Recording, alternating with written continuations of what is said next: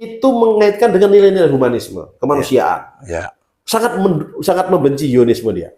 Karena Zionisme ini adalah merebut tanah orang yang telah menduduki daerah situ ribuan tahun. Sekarang ini banyak orang Yahudi yang anti Zionisme. Ya. Otomatis dia anti negara Israel. Iya. Bukan anti Israel suku bangsa keturunan Yakub, bukan. Negara Israel. Negaranya. Kebetulan Zionis ini berhasil menguasai daerah yang dia beri nama Israel, agak negaranya, yang dia proklamasikan pada tahun 1948. Gini, sahabat. Jadi mulai terkuak ini. Mengapa mereka Zionis ini ya begitu berambisinya, bahkan sampai mengorbankan segala-galanya untuk merebut, ya kalau kita bilang jalur Gaza itu ya. Rupanya ada kaitannya dengan Bait Allah ini ya. Ya, semuanya karena Bait Allah ini. Bait Allah, ya. Makanya sejak dikuasai oleh yang mana Bait Allah ini tidak semua Yahudi mendukung. Makanya tadi Yahudi reformis, Yahudi humanis, nggak mau nature Karta, tidak mau Spanyol. Penaklukan Andalusia yang telah dikuasai oleh Islam selama 800 tahun ditaklukkan kembali oleh Ratu Ratu Isabella dan Raja Ferdinand, bukan Immanuel. Ratu Isabella dan Raja Ferdinand. Ada lagunya itu. Isabella. Jadi pada saat itu Renggong Koista itu Isabella Malaysia mungkin. Ini Isabella itu. Teladan Nusantara. Jadi pada saat penghancuran Bait Allah pertama itu hukumnya tetap kekal. Enggak, di dalam Bait Allah itu ada namanya yang kita kenal tongkat Soleman, tongkat Daud, termasuk batu yang ditulis 10 perintah Allah itu disimpan di dalam suatu kotak yang disebut adalah kotaknya itu namanya disebut, lupa saya. Ya, itu ada penanda bahwa hukumnya ada di situ. Tetapi setelah hancurnya Bait Allah pertama oleh Babilonia, barang itu udah nggak ada. Ikut dihancurkan, dibakar segala macam. Maka sejak itulah hukum-hukum Yahudi itu boleh katakan menjadi tanda tanya. Yang tersimpan di benak para orang-orang Yahudi ini adalah hukum Talmud, hukum lesan saja. Hukum lesan, betul ya. Yang berupa tulisan 10 perintah Allah segala macam itu yang di dalam batu yang ditulis pada saat Musa menerima di Bukit Tursina, itu berada di dalam satu kotak bersama tongkat Soleman dan tongkat Daud. Sampai sekarang itu nggak ketemu.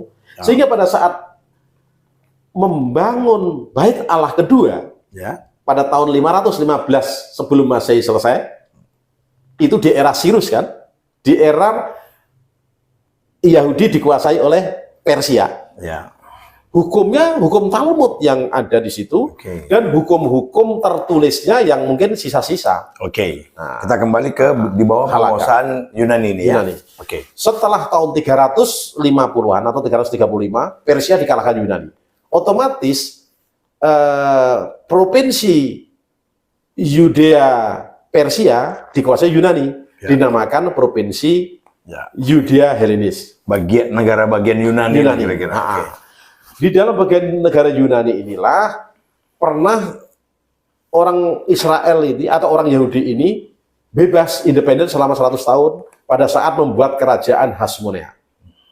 Namanya kerajaan Hasmonea. Apa itu? Ya, kerajaan Yahudi Hasmonea, kerajaan Hasmonea. Itu selama 100 tahun independen dia. Tapi kemudian dia dikuasai Yahudi lagi. Dikuasai oleh Helenis lagi. Helenis dikuasai oleh Romawi. Helenis turun dikuasai oleh Romawi. Tunggu. Ini tonggak sejarah. Pergantian lagi berarti ya? Iya. Pergantian penguasaan abad kedua. Setelah Masehi. Sebelum Masehi. Sebelum Masehi. Roma menguasai Helenis. Jadi kerajaan Yunani atau kekaisaran Yunani runtuh. Nah, berarti terjadi perperangan nggak? Enggak. Roma dengan Yunani nggak perang? Ya perang. Itu nggak usah kita ceritakan karena nggak ada kaitan dengan Yahudi. Artinya kan setiap perebutan daerah itu terjadi peperangan antara penguasa. Berarti kan sedemikian penting tempat itu. Romawi itu kan muncul pertama di barat kan, di Athena. Kemudian Romawi memperluas sampai ke Mesir, menguasai Mesir, sampai menguasai kerajaan Yunani. Akhirnya Romawi pecah menjadi dua, Romawi Barat, Romawi Timur. Romawi Barat di Athena, Romawi Timur di Konstantinopel. Nah, kerajaan Romawi inilah yang menguasai tanah Yahudi ini. Boleh katakan tanah Palestina sekarang ini. Nah, itu kira-kira abad kedua sebelum Masehi. Nah, setelah dikuasai oleh Romawi, orang Yahudi ini akan dibangunkan boleh katakan ini akan ya pokoknya akan dibangunkan oleh istilahnya Romawi itu terlalu ikut campur lah, ikut membangunkan Bait Allah ini, tapi hukum-hukum pagan Romawi bercampur. Akhirnya tunggu. pemberontakan. Ini berarti Bait Allah kedua runtuh. Belum, ini dari mau runtuh. Oke.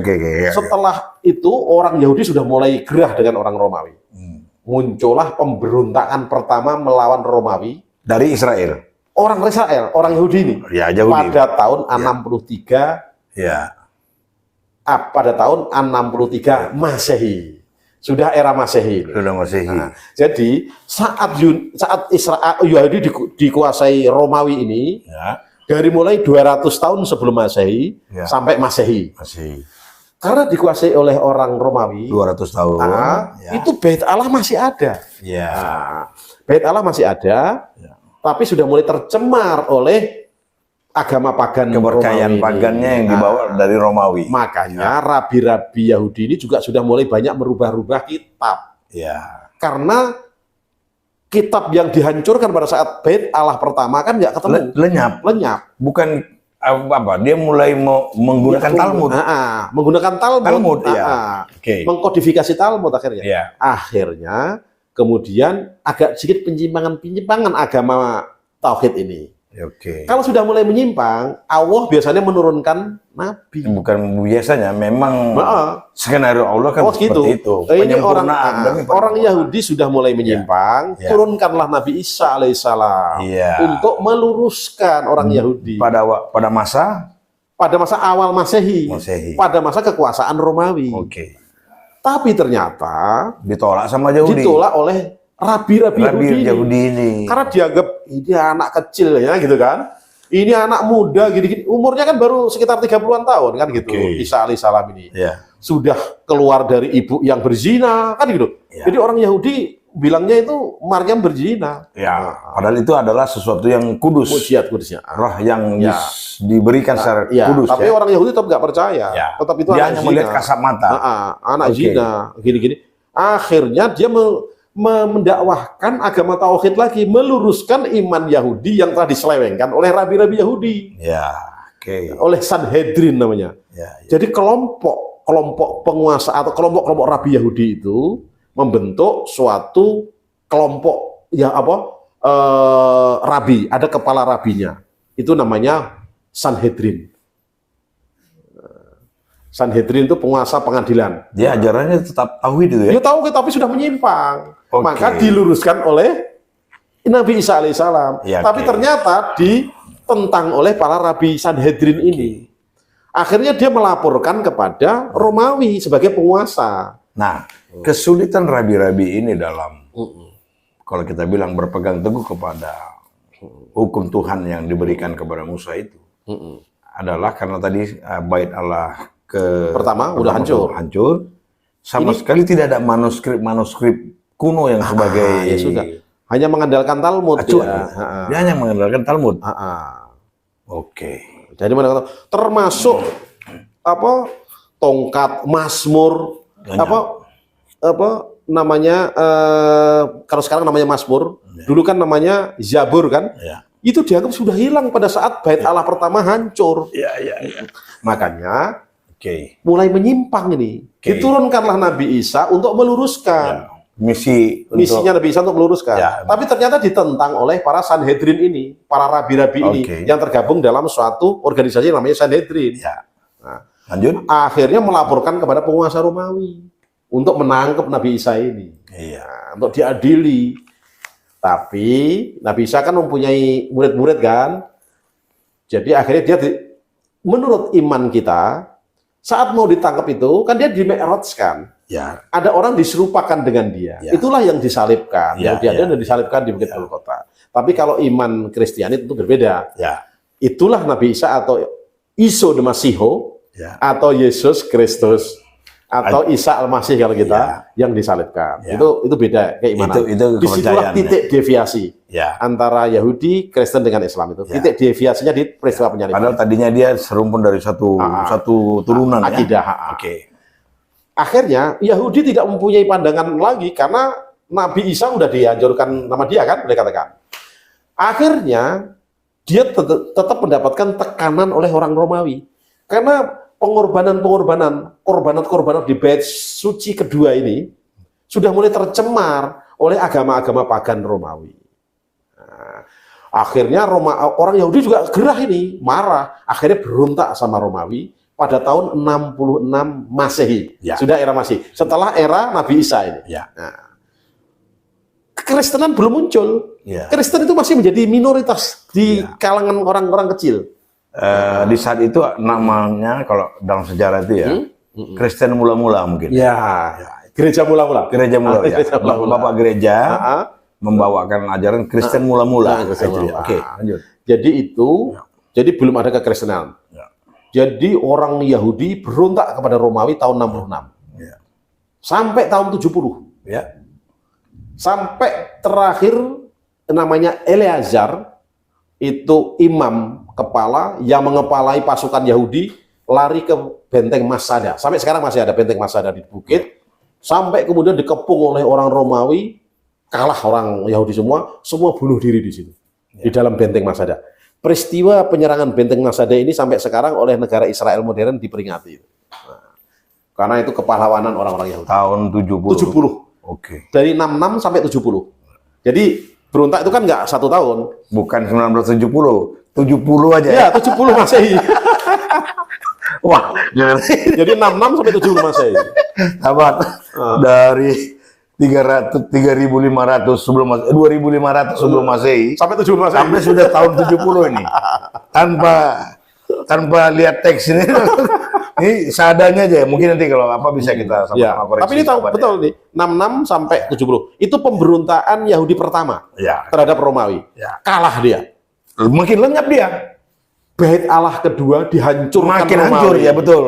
Itu saya Bait Allah kedua dihancurkan Romawi sampai sehancur-hancurnya. maksudnya dia mau membela. Bait Allah kalah dia kan. Kalah malah dihancurkan. Hancur-hancurkan. Oke, lanjut. Sampai kemudian batu-batu pondasi pun dibongkar oleh orang Romawi.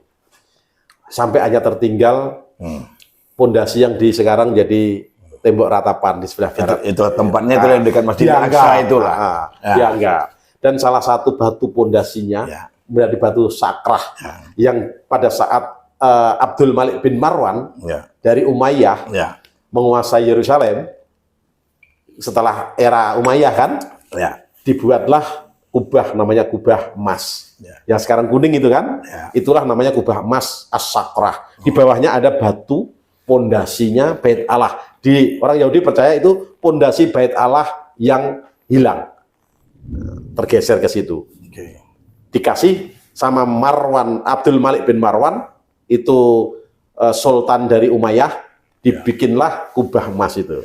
Tapi dulu mungkin belum kubah emas lah ya.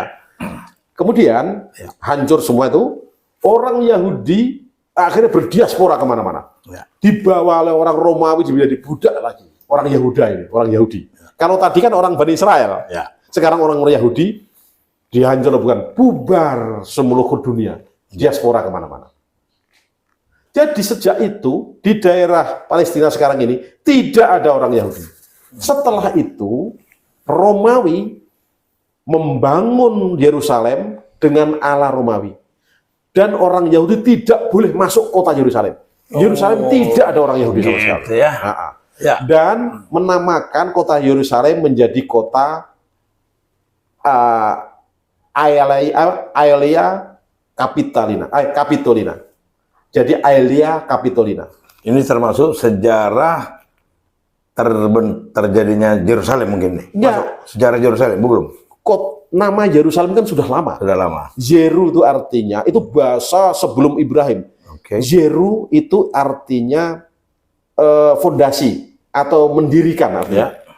Salem dari etimologisnya ya. Ya. Salem itu bahasa Ibraninya adalah damai, tapi itu nama dewa petang bagi orang pagan Akadia.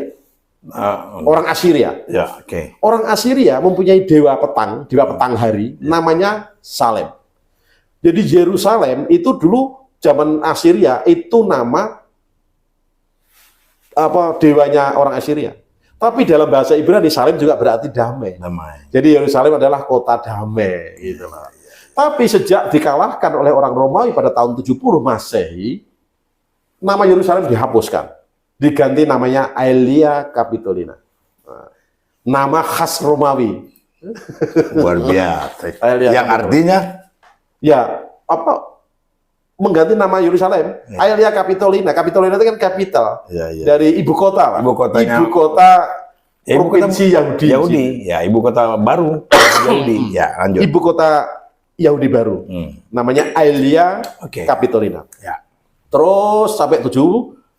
Kemudian pada tahun 133 Masehi, Ya. 313. 133 Masehi. Iya, Jadi sebelum 133 Masehi. 63 tahun kemudian. 63 tahun kemudian. Tapi sebelumnya pada tahun 115. Iya. Jadi kurang lebih 45 tahun. 45 tahun. Raja Romawi namanya Flavius. Kalau yang menghancurkan Bait Allah kedua itu jenderalnya Titus namanya. Ya. Tapi akhirnya Titus ini menjadi kaisar juga. Flavius pada saat tahun 115 Masehi ingin membangun lagi Bait Allah ketiga. Kan Bait Allah kedua hancur. Ya. Udah mulai mendekati orang Yahudi lagi. Orang Yahudi silahkan masuk ke Yerusalem lagi atau Aelia Capitolina tadi. Saya akan bangunkan Bait Allah ketiga. Bukan Flavius, Herod Kaisar Hadrianus. Adrianus. Bukan. Hadrianus. Ya. Seperti teman kita. Ya. Kalau yang menghancurkan Bait Allah kedua, Jenderal Titus, 88 juga itu. Ya. Yang akan membangun Bait Allah ketiga, Kaisar Hadrianus. 88 juga itu. Jadi memang dipakai untuk nama-nama Itu kan nama-nama di Alkitab. Nama-nama baik ya. Iya, nama-nama di Alkitab. Lanjut. Jadi Raja Hadrianus ini bukan Flavius. Raja Hadrianus tapi dari karangan buku dari katakan Josephus Flavius gitu. Raja Hadrianus ingin membangun Bait Allah ketiga. Dia membujuk orang Yahudi. Ya. Tapi ternyata orang Yahudi tahu. Nggak mau dia. Karena apa? Ini dia mempunyai tujuan, nanti setelah itu dia ingin didewakan di situ. Iya. Jadi tidak bercampur asli, dengan pagan. Ya, akhirnya orang Yahudi tidak mau. Karena tidak mau, Hadrianus marah. Ya. Romawi marah. Ya. Akhirnya orang Yahudi banyak ditekan. Ya. Dilarang sunat. Ya. Ya. Brit miswah itu. Padahal itu perintahnya. Itu perintah. Sunat bagi orang Yahudi adalah merupakan perjanjian luhur, konsensus kepada Allah. Mulai dari untuk mengerat daging di kemaluan, itu adalah konsensus kepada Allah. Ya. Itu dilarang. Ya. Kemudian perayaan-perayaan agama seperti Bar Mitzvot, kemudian Paskah, kemudian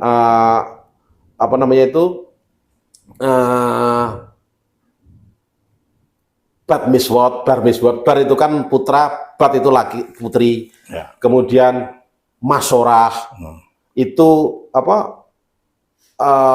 perayaan tahun baru. Ya. Perayaan-perayaan itu termasuk Paskah, termasuk Yom Kippur. Ya. Yom Kippur itu perayaan paling akhir. Rangkaian perayaan dimulai dari Asorah tadi sampai kepada Yom Kippur. Ya. Yom itu hari artinya, hari Yom Kippur. Itu Yom Kippur adalah sabatnya yang paling sabat. Nah itu, dari perayaan Yom Kippur itu. Perayaan paling meriah itu Yom Kippur itu. Karena perayaan terakhir dari rangkaian perayaan Yahudi. Itu dilarang semua. Ya. Akhirnya Yahudi berontak lagi pada tahun 133 Masehi. Ya.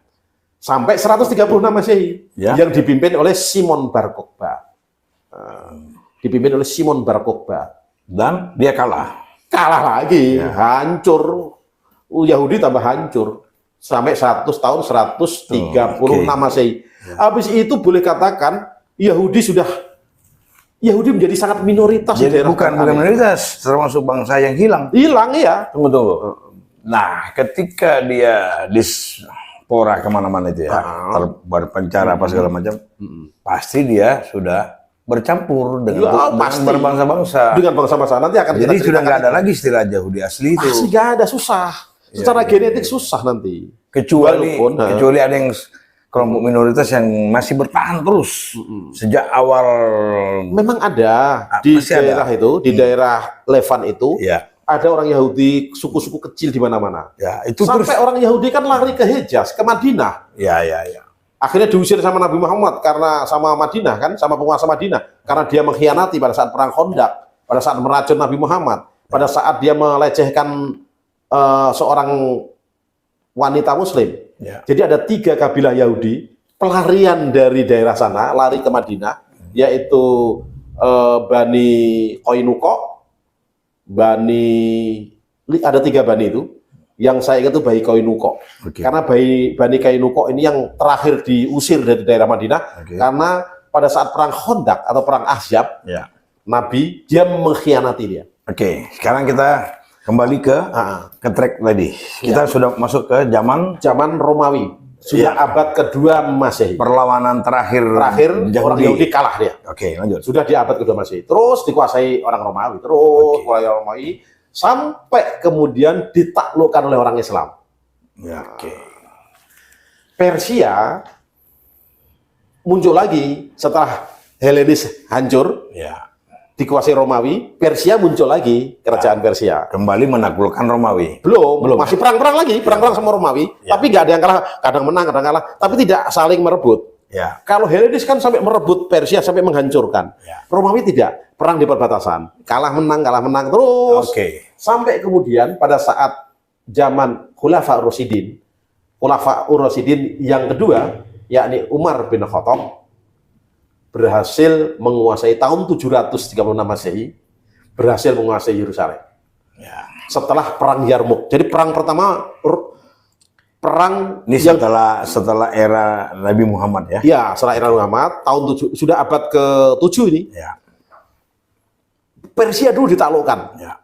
Waktu itu mulai zaman Abu Bakar, kemudian pada saat Umar Persia takluk. Ya. Akhirnya Persia hancur menjadi Islam sampai sekarang. Ya. Nah, Persia hancur dipimpin waktu itu oleh Khalid bin Walid dan Sa'ad bin Abi Waqqas. Kemudian Khalid bin Walid juga dengan Amir bin As melawan tentara Romawi di perang Yarmuk. Tentara Romawi kalah di perang Yarmuk. Padahal 10 kali lipat kekuatan Romawi. Ya. Sejak itulah pertama kali tentara Romawi dikalahkan oleh orang Arab. Itu pertama kali di perang Yarmuk. Itu di abad ke-7 Masehi. Ya. Akhirnya tentara Romawi sampai keluar dari Levan, berhasil direbut. Tanah Palestina sekarang ini berhasil direbut oleh orang Islam. Khalid bin Walid zaman itu. Khalid bin Walid zaman itu. Tapi pada saat khalifahnya Umar bin Khattab. Ya. Panglima perang yang terkenalnya adalah Khalid bin Walid, Ya. Amir bin As, Sa'ad bin Abi Waqqas. Ya. Kemudian perbatasan Romawi tinggal di Turki. Ya. Di pegunungan Tarsus itu, Ya.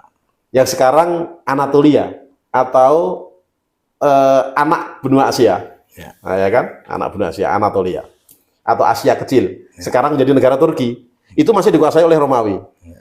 Akhirnya direbut nanti pada tahun 1453 oleh Fatih kedua, oleh orang Turki. Oke. Itu hancurnya Romawi. Jadi sampai berapa ribu tahun itu. Nah, kemudian bagaimana nasibnya Yahudi ini? Nah, Oke. Yahudi sudah mulai tersebar kemana-mana, Oke. sudah tidak pernah menguasai itu lagi. Ya, sudah hilang dia. Hilang, yang menguasai Muslim, Oke. menguasai Muslim di situ. Ya. Yahudi hanya menjadi, boleh katakan Ya. kelompok kecil di situ. Oke. Akhirnya orang-orang suku-suku bangsa yang ada di Kanaan, yang ada di Palestina itu masuk Islam. Oke. Suku Palestina yang sekarang ini pun, suku-suku Lebanon sekarang macam, suku Syria yang tadinya orang pagan menjadi masuk Islam. Nah, orang Yahudi tetap ada, tapi kecil-kecil di situ, hanya di kabilah kecil-kecil. Kalau dia hidupnya di kibbutz, kibbutz itu suatu desa yang orang Yahudi semua komunal gitulah, hidup komunal di dalam kibbutz itu. Ya. Jadi orang Yahudi menjadi minoritas di daerah Kanan karena udah hancur dia. Jadi selama ratusan tahun dikuasai oleh Islam. Aneh gini, Mas Agus.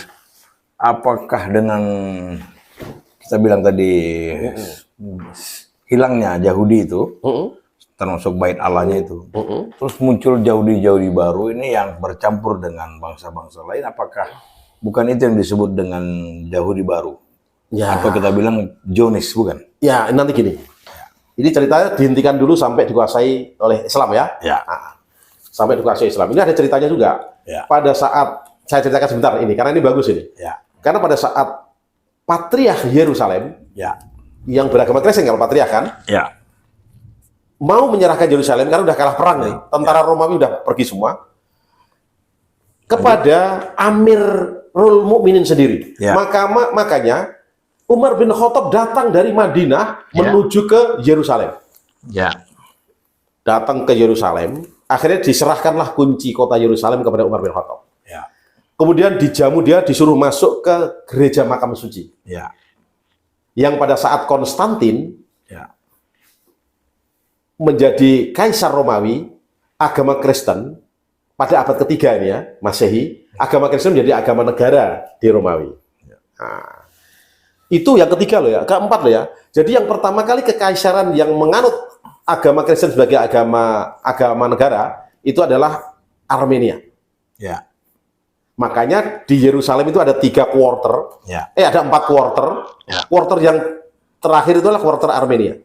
Kekaisaran Armenia itu menganut Kristen pertama, kemudian kekaisaran Georgia yang kedua, kemudian kekaisaran Ethiopia itu yang ketiga. Ya. Baru Romawi pada abad ketiga pada saat dipimpin oleh Konstantinus menjadi Kristen, menjadi agama negara. Ya. Nah, singkat cerita itu abad ketiga. Abad ketujuhnya direbut oleh Islam. Jadi waktu itu yang menguasai Palestina itu kekristenan otomatis. Pada saat Umar datang disuruh sholat di gereja makam suci yang sekarang menjadi destinasi wisata ziarah umat Kristen seluruh dunia. Ya. Umar bin Khattab nggak mau. Nggak mau. Dia sholat di seberangnya, yang sekarang jadi Masjid Umar. Karena tujuannya jangan sampai nanti itu dia sholat di situ.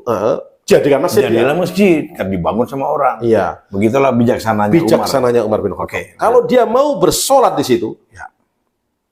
pasti akan langsung Itu sama aja jadikan dengan masjid. Melegitimasi untuk dijadikan masjid. Jadi masjid. Makanya dia sholat Umar di luar. sadar. Ya. Dia tetap menghormati. Silahkan yang beragama Kristen tetap. Dia sholat di seberangnya.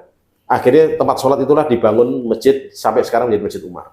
Ya, ya. Kemudian Umar datang ke tempat Bait Allah yang telah hancur itu. Bait Allah kedua tadi ya. Bait Allah kedua yang sudah dihancurkan Romawi pada tahun 70 Masehi. Ya, ya. Tapi pada saat itu udah hancur-hancuran, mau nggak dianggap, bagi orang Kristen kan itu nggak dianggap lagi. Ya. Bagi kekristenan kan Bait Allah nggak penting. Ya. Karena dengan pengorbanan Yesus di tiang salib, itu dianggap penebus dosa semua. Ya, tidak perlu ada Bait Allah, tidak perlu ada kurbanot. Ya, tapi bagi Yahudi, Bagi Yahudi itu sangat penting. Bait Allah itu penting. Penting. Makanya Umar datang ke sana. Ya. Karena pada saat Nabi Muhammad masih hidup, pada saat Nabi Muhammad pulang dari Isra Mi'raj, bilang sama Umar, saya Mi'raj itu dari batu bekas pondasinya Bait Allah itu, Ya. menuju ke Sidratul Muntaha. Umar mencari itu. Masjidil Aqsa itulah. Iya, belum ada masjid dong. Ya, itu. ya, ya. Akhirnya jadi Masjidil Aqsa. Jadi Masjid Ya. Aqsa. Sebetulnya Masjidil Aqsa sudah lama ada, sejak zaman dulu istilahnya kan. Ya. Zaman Sulaiman ya Masjidil Aqsa namanya. Bagi umat Islam itu masjid Ya, kan gitu. pada waktu Nabi Mi'raj dari situ belum ada masjid. Ya. Kan nanti setelah Bekas Bait Allah. 290 tahun kemudian baru dibangun. Iya. Ya. Jadi bekas Bait Allah kedua. Itulah. Nabi tempat itu Mi'raj ke situ. Mi'raj, ya. Dari batu namanya Asyakrah yang sekarang dikasih kubah emas itu. Ya. Umar ke sana, nggak tahu kan Umar? Tanya dia sama Ka'ab al-Ahbar. Ka'ab al-Ahbar ini adalah bekas Rabi Yahudi. Bekas Rabi Yahudi yang masuk Islam. Ya. Akhirnya dibawa oleh Umar dia. Ka'ab, tolong tunjukkan kepada saya Bait Allah Bait kedua. Ya. Allah kedua Ya. tempatnya. Ayah Amirul Mukminin, Anda berjalanlah beberapa depa dari sumber mata air Gehonim atau sumber mata air Jahanam. Tapi bahasa Ibrani-nya Gihon. Kalau sekarang namanya sumber mata air Gihon. Jadi sumber mata air Gihon ini sering diziarahi oleh umat Kristen yang datang, selain makam suci. Nah, jadi selain gereja makam suci juga di mata air Gihon ini. Ya. Kaab bilang dari mata air Jahanam, dia bilang, karena Gihon itu kan bahasa Arabnya jadi Jahanam kan gitu. Beberapa depa dari situ ke arah selatan. Betul, dari situ diukur berapa depa, ada batu sakrah itu. Akhirnya Umar sadar, oh ini yang diceritakan Nabi Muhammad. Nabi Muhammad mi'raj dari sini. Akhirnya dibersihkan oleh Muhammad. Akhirnya dijadikan masjid di situ. Ya. Zaman Umar. Itulah yang dijadikan Masjid Al-Aqsa. Masjid Al-Aqsa sekarang. Ya. Tapi Masjid Al-Aqsa sekarang ini sering disalah mengertikan dengan Masjid Al-Qibli. Oke. Jadi Masjid Al-Qibli yang sekarang ini berkubah biru itu bukan Masjid Al-Aqsa. Jadi sahabat, jadi mulai kelihatan ini sebetulnya. Apa sebetulnya yang terjadi ini sampai perang yang tak berakhir ini. Berhenti lanjut, berhenti lanjut. Timbul. Hilang timbul ya. Sampai sekarang ini yang sudah masuk ke hari 36 ya. Masih bertikai di sana orang. Mulai kelihatan nih apa yang mereka cari sebetulnya ini. Akar masalahnya ini apa sebetulnya. Tapi kita hanya melihat satu sisi, Mas. Ya. Sisi kemanusiaan. Ya. Kita semua dunia mengecam itu. Ya. Karena telah terjadi korban jiwa dan harta benda yang luar biasa ya. Yang tidak manusiawi. Ya. Jadi apa ini termasuk saja di celah-celah itu kita dari TNI Angkatan Darat ya. Kemarin Bapak Kasat melepas bantuan kemanusiaan. Sumbangan berupa material ya dari TNI Angkatan Darat. Ya. Di kodam-kodam semua. Tapi hari ini, berita hari ini terakhir, Rumah Sakit Indonesia yang ada di jalur Gaza dibombardir. Sudah mulai diborbardir sampai kanan kirinya. Dan semakin mendekat sekarang. Ini sudah mulai bahaya ini. Oke, kita lanjut ceritanya. Kita lanjut ceritanya. Setelah Umar itu dikuasai oleh Islam. Sampai pada pada saat dikuasai Islam, orang Yahudi dibolehkan lagi datang. Silahkan orang-orang Yahudi datang ke Yerusalem. Jadi Aelia Capitolina sudah nggak ada. Abad ke-7 menjadi Yerusalem lagi. Abad ke-7. Abad ke-7 Masehi. Oke, lanjut. Orang Yahudi silahkan datang. Itulah baiknya orang Islam. Oke. Karena orang Islam itu paling dekat dengan Yahudi. Secara akidah, orang Yahudi itu paling dekat dengan Islam. Bahkan orang Yahudi, kalau tidak ada sinagog di situ, dia sah berdoa di masjid. Tunggu. Ini menarik. Ini tarik nafas sedikit dulu. Jadi boleh kita katakan mustahil lah itu terjadi karena perang agama ya. Artinya antara Yahudi dan Islam sangat mustahil itu, nggak mungkin itu. Karena memang pada dasarnya Yahudi dengan Islam itu sangat dekat. Baik tata cara ibadahnya, turunannya, akidahnya, syariahnya, koser dan koser atau haram tidak haram itu hampir dekat. Sama-sama punya bait Allah. Menyebutnya juga bait Allah, rumah Allah. Kita bilang baitullah. Kan? Nah, kalau kita kan di Mekah itu kan ada tiga lah. Ada tiga masjid yang utama. Masjid Nabawi, Al-Haram di Makkah, dan Al-Aqsa. Dan ada 4 masjid yang nantinya, ini ada hadis loh ya. Hadis riwayat Ahmad loh ya. Dan Abu Dawud. Sahih ini. Nabi menyampaikan bahwa nanti Dajjal akan turun ke bumi pada saat akhir zaman, hanya menguasai seluruh penjuru dunia hanya 40 hari. Dajjal. Tapi ada 4 tempat yang tidak bisa dimasuki Dajjal. Masjidil Haram di Makkah, Masjidil Aqsa di Yerusalem, Masjidil Nabawi di Madinah, dan Masjid At-Tur, yaitu di Bukit Tursina. Tempat Nabi Musa alaihissalam menerima wahyu. Yang sekarang ada masjid namanya Masjid At-Turs. Iya. Yang di dekatnya ada gereja Santa Caterina. Ya. Oke. Dajjal tidak bisa masuk ke sana. Ada 4 tempat. Mulai menarik ini. Jadi ya Ini sesuai dengan hadis kalau ini. ini termasuk masuk ke akidah ya, agak ajaran. Oke, tentu saudara-saudara kita punya Akidah beda-beda. ajaran yang berbeda. Oke. Cuma sebentar tapi ya. kita mau sampaikan pesan ini bahwa jangan saudara-saudara kita terus mengecam bahwa ini Yahudi memerangi Islam, bukan kan? Bukan begitu. Jadi begini. Coba. Jadi kita harus bisa memisahkan antara Yahudi dengan Israel sekarang ini Ya. dan Zionis. Ya, itu. Yahudi jelas saya sampaikan tadi, keturunan Yehuda. Ya. Yehuda adalah anak Nabi Yakub. Israel itu adalah Bani Israel, keturunan Nabi Yakub. Ya. Karena Nabi Yakub itu dinamakan Israel. Ya. Gelarnya Ya.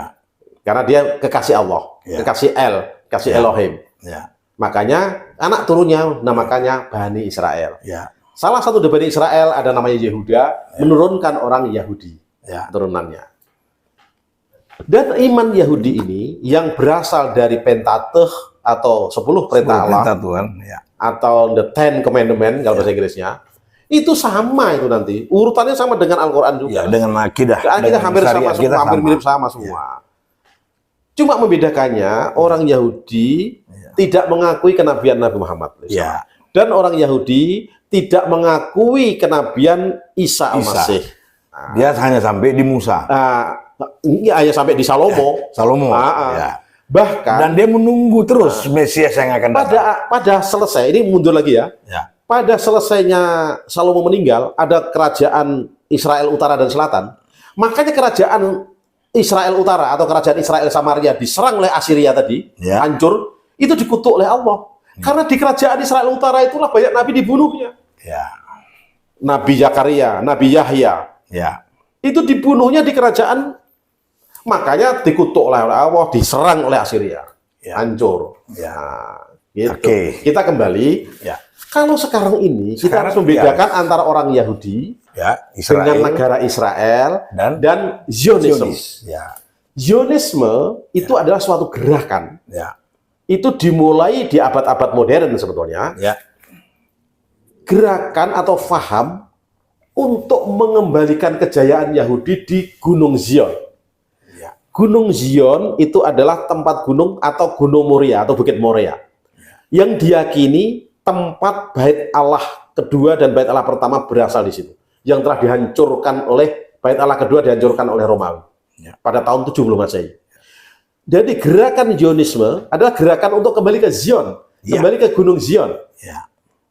Gerakan Zionisme ini tidak semua orang Yahudi setuju. Ya. Itu yang penting. Itu yang penting. Itu yang digarisbawahi. Banyak orang Yahudi, Ya. terutama Yahudi humanis, Ya. Yahudi ortodok tapi masuk dalam organisasi Nature Karta, Ya. itu adalah orang Yahudi ortodok yang anti Zionis. Ya. Karena bagi dia, Ya. kembalinya kita ke Zion, ke Gunung Zion, itu tidak bisa dengan rekayasa manusia. Apalagi dengan melalui penjajahan manusia kepada manusia lain. Ya. Itu nggak bisa. Itu sesuatu yang sangat ilahiyah. Ya. Itu semua adalah Allah nanti. Jangan merasa sombong kita untuk membuat bait Allah ketiga di Gunung Zion. Artinya harus melalui wahyu. Iya. Ya. Oh, udah Allah. Itu Iya, kehendak iya, Allah iya. nanti. Iya, Iya. oke. Nggak bisa rekayasa orang, apalagi dengan dibantu penjajah orang Barat dengan menjajah orang Palestina yang sudah mendiami di daerah itu ribuan tahun.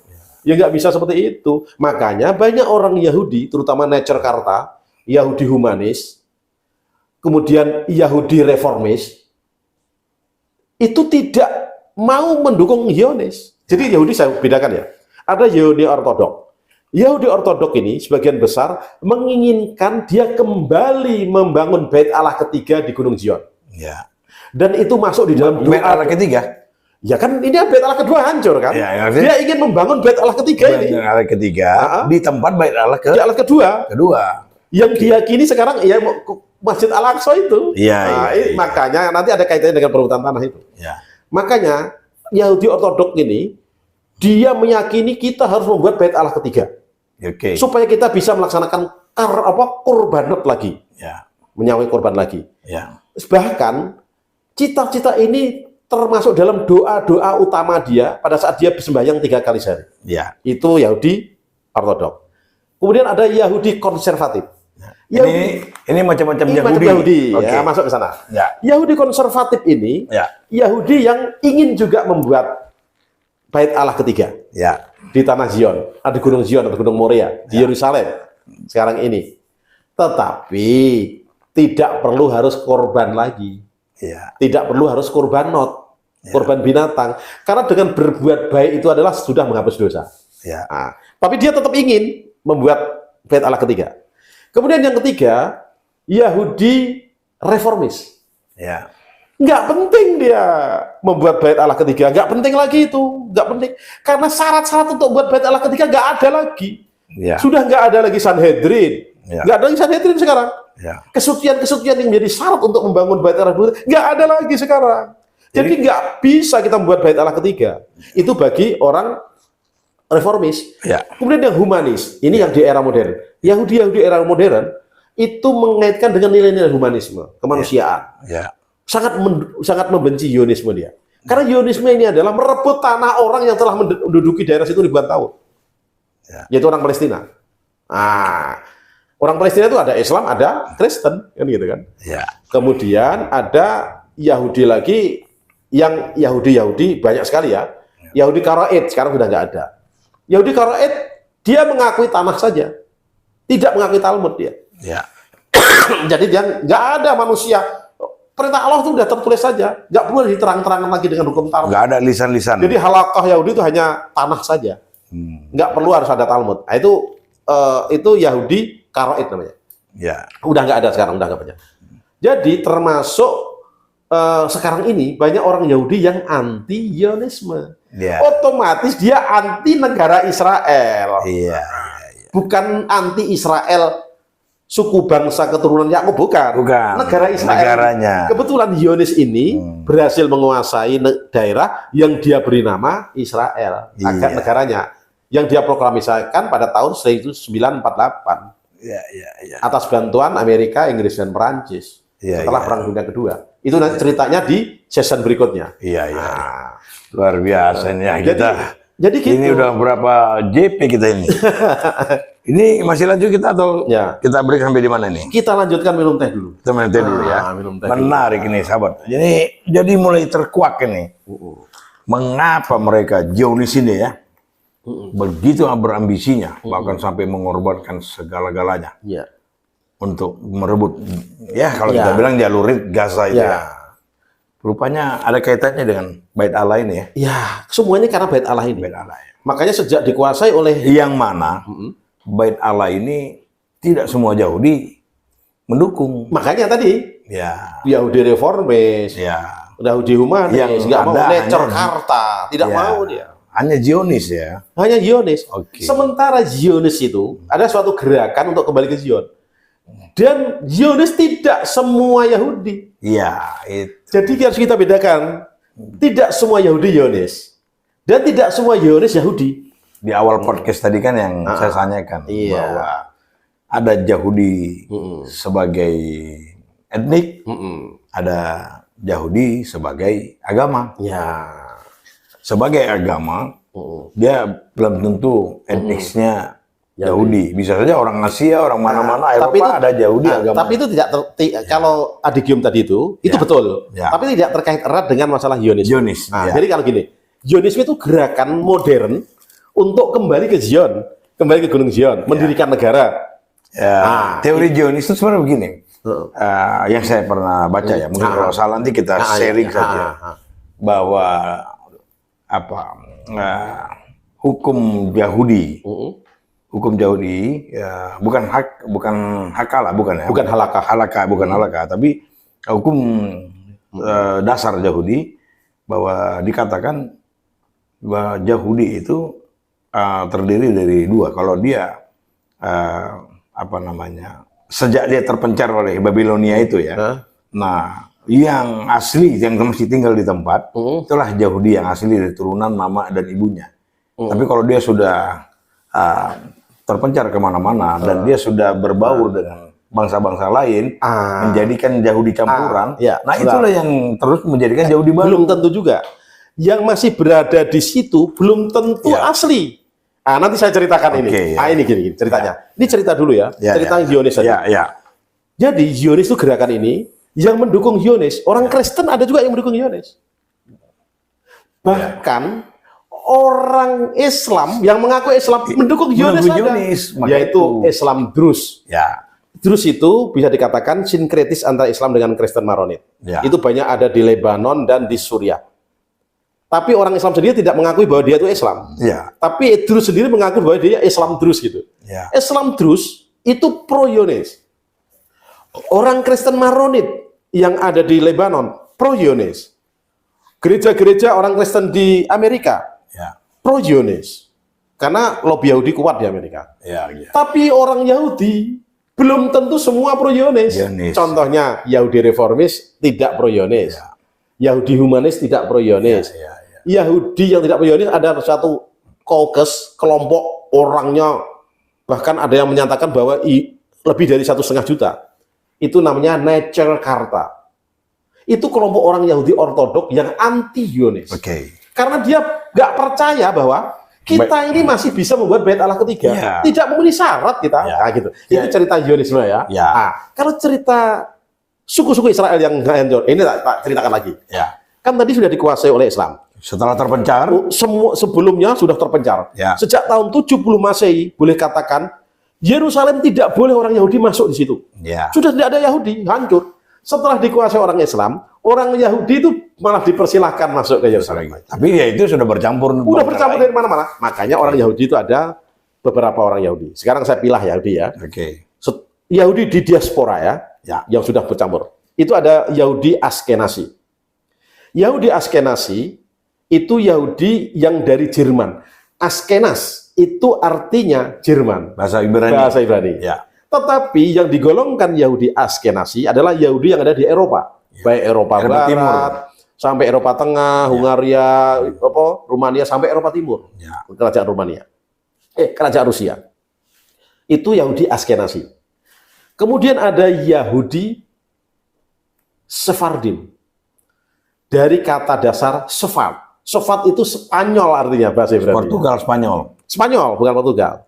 Sefard. Makanya orang Yahudi yang di Iberia, semenanjung Iberia itu sekarang ini adalah negara Spanyol, negara Portugis atau Portugal, dan sedikit Prancis Selatan. Itu semenanjung Iberia. Dulu banyak orang Yahudi di situ. Namanya Yahudi Sephardim. Kenapa banyak orang Yahudi di situ? Karena 850 tahun dikuasai oleh Islam. Daerah Andalusia ini. Yang ditaklukkan oleh Tariq bin Ziyad. Orang Islam Maghribi. Tariq bin Ziyad. Makanya ada Gibraltar di situ kan. Gunung Tariq. Gibraltar. Jabal Tariq. Jadi Eropanya Gibraltar. Dikuasai 850 tahun. Kerajaan Andalusia yang merupakan cabang dari Wangsa Umayyah ini, itu banyak mengerjakan orang-orang Yahudi. Menjadi penasihat-penasihat ekonomi. Orang Yahudi itu kan jago perbankan, keuangan, perdagangan. Banyak dia. Jadi Yahudi di Andalusia, makmur dia. Berkembang pesat. Bahkan mempunyai universitas. Salah satu rabi utama Yahudi modern, pada abad pencerahan ya, namanya Maimonides, yang telah mengkanonisasi hukum-hukum Yahudi, baik hukum halakah ini, dari mulai Talmud, dikanonisasi oleh dia, namanya Rabi Rabam atau Rabi Maimonides. Itu kelahiran Andalusia. Singkat, itu Yahudi Sephardim. Khusus di Eropa Barat, tapi di Iberia itu. Baru satu lagi yang di semenanjung Timur Tengah. Yang di Timur Tengah, di Timur, semua di daerah Timur, itu namanya Yahudi Mizrahi. Mizrahi itu artinya Timur. Kalau bahasa Arabnya adalah Masriqiyah. Kalau Barat kan Maghribiyah. Kalau Timur Masriqiyah. Kalau bahasa Ibraninya adalah Mizrahi. Itu adalah orang-orang Yahudi yang ada di Timur Tengah, yang ada di Babilonia. Jadi waktu Babilonia pulang, itu tidak semua orang Yahudi pulang. Ada yang di Tunisia, ada yang di kerajaan Iran. Jadi Iran itu sekarang, Iran modern, udah Orang Yahudi itu mempunyai perwakilan di DPR-nya, MPR-nya ada. Ya. Dan sinagog diizinkan ada di Teheran. Ya. Sementara masjid Sunni malah dilarang. Biar Anda tahu. Sinagog diizinkan di Teheran, tapi masjid Sunni dilarang di Teheran. Nah. Jadi orang Iran itu sebetulnya sangat familiar dan sangat baik dengan orang Yahudi. Ini Yahudi Mizrahi ini. Ya, jadi sebetulnya Yahudi itu bisa berutang jasa juga sama Iran. Jadi yang ketiga model Yahudi ini ya, baik yang di Jerman tadi, Semenanjung, Timur Tengah. Ini apa ciri-ciri khas mereka? Apa kelebihan dan kekurangan mereka apa? Jadi sebetulnya Yahudi ini hanya tempatnya saja. Ya. Tetapi hukum-hukum yang dilaksanakan, adat istiadatnya tetap mengacu pada adat istiadat dan tanah. Ya. Dia selalu seperti sunat, melaksanakan perayaan-perayaan seperti Bar Mitzvah, Paskah, Yom Kippur, segala macam itu dia laksanakan. Tetapi itulah ciri-ciri orang Yahudi, baik Sephardim maupun Askenazi maupun Mizrahi. Dia itu eksklusif. Orangnya tidak mau bergaul dengan bercampur dengan karena tetap merasa dia paling dicintai Tuhan. Akhirnya selalu tidak diterima oleh penguasa-penguasa setempat. Akhirnya muncul pogrom. Pogrom itu adalah pembantaian orang Yahudi, anti-Yahudi, gerakan anti-Yahudi di kerajaan Rusia pada saat dipimpin oleh Alexander II sampai pada Nicholas II. Pogrom itu berkali-kali dilaksanakan. Wah, itu tahun itu abad ke-19, tahun 1800-an. Mungkin termasuk yang bukan Hitler itu bukan? Belum, itu nggak berdahulu. Itu juga pembantaian. Itu Holocaust. Jadi yang kita bedakan, ini pogrom. Hasil pogrom ini banyak orang Yahudi dari Rusia lari. Yang menolong siapa? Turki Utsmani.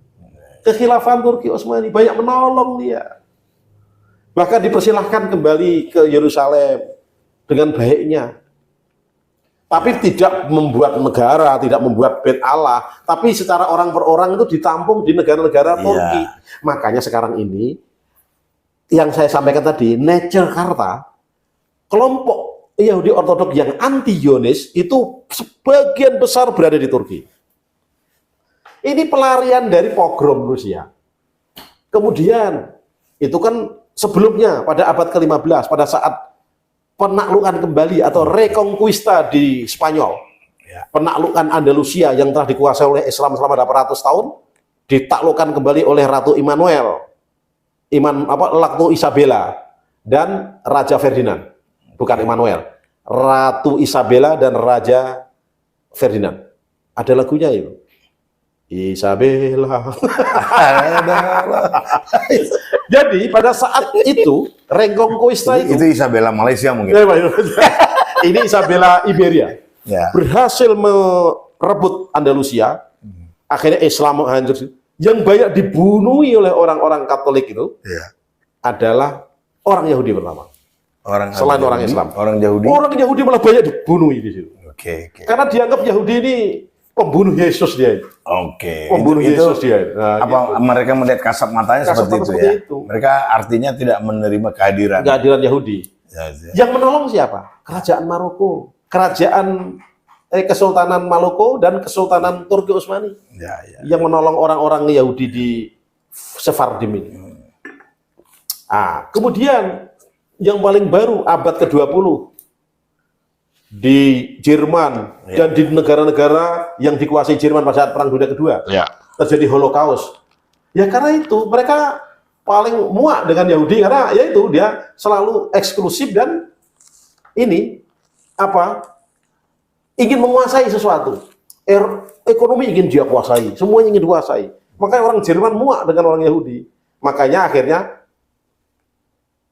ada program dari Hitler jadi final ini keputusan final itu final description kan atau final deception lah, jadi keputusan final dibunuh Yahudi, makanya muncullah Holocaust itu Perang Dunia Kedua. Tapi Holocaust ini dibesar-besarkan oleh orang Yahudi. Ya. Matinya 6 juta orang. Ya. Padahal pada saat sebelum Perang Dunia Kedua, hasil sensus penduduk di Eropa aja orang Yahudi nggak sampai 6 juta. Jadi ini dibesar-besarkan. Dipolitisasi oleh orang Zionis ini. Nah, akhirnya pelarian Holocaust ini, ya. saya sarankan dulu, Ya. banyak yang lari menuju ke tanah Palestina. Oke. Akhirnya mereka beremigrasi ke tanah Palestina. Ya. Nah sekarang yang adalah sekarang sudah zaman baru ya. Kita sudah banyak tadi detail bicara tentang Yahudi ini, umak di situ. Baik dia sebagai agama maupun sebagai etnis, baik dia turunan dari Israel tadi. Oke. Ini sekarang yang tinggal di zaman modern ini, yang sedang bergejolak ini di jalur Gaza ini sebetulnya yang Zionis ya. Zionis ini, gerakan Zionis. Yang mendirikan kerajaan, yang mendirikan negara Israel tahun 48 itu adalah gerakan Zionis. Dan dia agamanya apa? Ya, agamanya Yahudi juga. Yahudi ya? Yahudi juga dia. Ada nggak non-Yahudinya yang di Zionis itu? Nah, jadi begini. Kan tadi saya sampaikan, gerakan Zionis itu didukung juga oleh orang non-Yahudi. Tunggu. Kalau kita lihat data ya, di Israel itu kan 60-an% Yahudi agamanya ya. Iya, Bahkan ada muslimnya di situ. Ya. Muslimnya kalau nggak salah 22% muslimnya di situ. Ya. Tapi muslim yang mana dulu nih? ya, warga negara Israel. Ya. Warga negara Israel, tapi dia Muslim Arab. Oke. Arab Palestina yang warga negara Israel. Oke. Jadi gini. Ada sekian beragama lain. Agama Kristen juga ada. Ya. Agama Katolik ada. Kristen Armenia ada. Ortodok Timur ada. Banyak gereja-gereja aja di situ. Ya. Setelah menjadi negara Israel. Ya. Tetapi jangan disamakan dengan Zionis. Ya. Gerakan Zionis itu didukung oleh orang Yahudi, Ya. oleh orang non-Yahudi juga. Ya. Nah, setelah menjadi negara Israel, apalagi setelah perang tahun 48, nanti akan season berikutnya kita cerita negara Israel modern kan, Ya. terbentuknya negara Israel ini. Ya. Perang tahun 48, kemudian perang tahun 67, perang 6 hari tahun 67, kemudian perang Yom Kippur tahun 73, menang terus kan Israel ini, akhirnya menjadi besar seperti sekarang ini. Ya.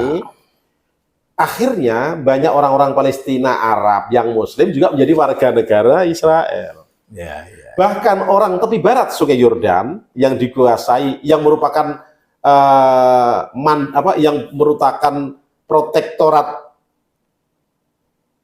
Palestina setelah penandatanganan perjanjian Oslo antara Yasser Arafat dengan Perdana Menteri Israel, Yitzhak Rabin kalau nggak salah. Ya.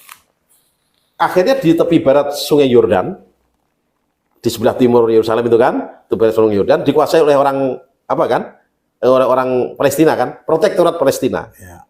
Tapi belum jadi negara Palestina dia kan gitu kan, protektorat. Dan ada yang di jalur Gaza. Dulu dikuasai oleh sama-sama oleh Fatah. Fatah yang merupakan lanjutan dari PLO. PLO kan Palestinian Liberation Organization. Dipimpin oleh Yasser Arafat, didirikan. Terus dia Tapi kemudian dia di Fatah, ya kan, setelah penandatanganan. Ya. Setelah penandatanganan itu muncul dua versi di Palestina. Ada yang pro dengan penandatanganan, yaitu Fatah, ada yang anti. Yang anti inilah akhirnya berontak melawan Fatah di jalur Gaza. Ya. Yang dinamakan Hamas. Hamas ini. Nah, Hamas ini garis keras nih. Ini cikal bakalnya Hamas itu dari situ. Iya, tidak mau dia mengakui penandatanganan antara Yasser Arafat, PLO ini dengan Fatah ini dengan Israel di Oslo. Nah, Hamas ini komposisinya dari mana aja? Ya, Hamas itu dengan Fatahnya sama, orang Arab Palestina. Okay. Cuma tempatnya, geografinya berbeda. Ya. Kalau jalur Gaza, ini kan boleh dikatakan di sebelah barat daya Israel, di pinggir laut kan, yang berbatasan dengan laut dan selatannya dekat dengan Mesir, Sinai kan. Ya. Tapi kalau tepi barat Sungai Yordan itu kan di pedalaman, di tepi sebelah barat Sungai Yordan. Jadi Sungai Yordan itu kan melintang dari Laut Mati sampai ke selatan. Di sebelah timur, tepi timur Sungai Yordan itu negara Yordania namanya. Ya. Tepi barat itulah yang dikuasai oleh protektorat Palestina sekarang ini. Jadi situasi sekarang Mereka sama sebetulnya, cuma beda politik. Ya. Nah, keadaan sekarang yang sedang berhadapan-hadapan, kalau kita dengar ulasan para pakar, berita yang kita lihat juga, ini kan yang berhadapan-hadapan ini kan Zionis dengan Hamas ya. Ya, boleh katakan seperti itu. Boleh, Tidak begitu. semuanya Hamas. Jadi begini ya. Karena jalur Gaza ini kan menentang perjanjian, sehingga ditekan terus sama Israel dia. Diembargo, ditekan terus segala macam. Ya lama-lama keadaan ekonomi kan kalut di situ kan. Ya. Bertahun-tahun itu ditekan itu. Jadi jangan dianggap nyerang tanggal 6 Oktober kemarin itu Hamas memulai perang, tidak. Ya. Ini sudah ditekan oleh Israel bertahun-tahun. Ya. Telah melakukan intifadah berkali-kali, tapi tetap ditekan. Akhirnya Hamas ini dengan didukung tentunya oleh negara-negara kuat seperti Iran, mungkin Rusia juga. Ya, banyaklah didukung kepentingan negara Suriah, lain. Ya. Terutama didukung oleh Syiah. Ya. Belum tentu Hamas itu Syiah, Ya. tapi didukung oleh Syiah memang. Ya. Karena apa? Hamas pragmatis lah. Ya. Bantuan dari mana-mana oke lah. Yang penting saya bisa melawan Israel. Ya. Kebetulan pada saat Hamas tanggal 6 Oktober kemarin yang memulai tanggal 6 kalau nggak salah ya, Ya. memulai menyerang wilayah Israel, daerah Tel Aviv, daerah Israel dengan menggunakan roket-roket itu, yang langsung membantu siapa? Hizbullah kan? Ya. Hizbullah kan di perbatasan Lebanon dengan Israel, di sebelah utara Israel. Hizbullah juga menembakkan roketnya. Oke. Sekarang ini Houthi. Houthi itu pemberontak di Yaman yang sudah bertahun-tahun perang dengan Saudi Arabia karena dibantu oleh Iran ini, kuat nih. Menyerang juga ke Israel dengan drone. Berarti dengan banyak keterlibatan negara-negara dengan berbagai kepentingan tentunya, dengan berbagai ideologi. Ya. Apakah ini tidak menjadi mara bahaya yang mungkin besar dan bisa menuju kepada bisa jadi perang dunia ketiga? Ya. Jadi gini, untuk bagaimana cerita analisanya Mas Agus ini? kemungkinannya bisa. Ya. Titik ledaknya bisa di Timur Tengah. Ya. Nah, jadi untuk menganalisa ini, alangkah baiknya kita bercerita tentang pembentukan negara Israel terlebih dahulu. Israel modern. Ya. Setelah kita tahu cara pembentukannya, siapa negara yang akan membantu, nanti terkait seandainya nanti muncul titik ledak perang dunia ketiga di Timur Tengah, kelompok negara mana-mana yang akan komposisinya bergabung, terlihat. terlihat. Ya, koalisinya terlihat. Terlihat dari situ. Oke, kita break dulu sebentar. Kita break dulu sebentar. Jadi kita akan membahas sahabat ya, Pak, sampai titik puncaknya perang ini kemana akhirnya, dan apa yang mereka tuju sebetulnya, dan siapa di balik-balik mereka ini. Tapi kita bahas dulu tadi yang dikatakan Pak Agus Haripadilla ini. Kita harus bahas dulu sejarah pembentukan negara Israel. Break dulu. Wah, gila nih, apa? Wah, ngopi dulu. Waduh. Teladan Nusantara.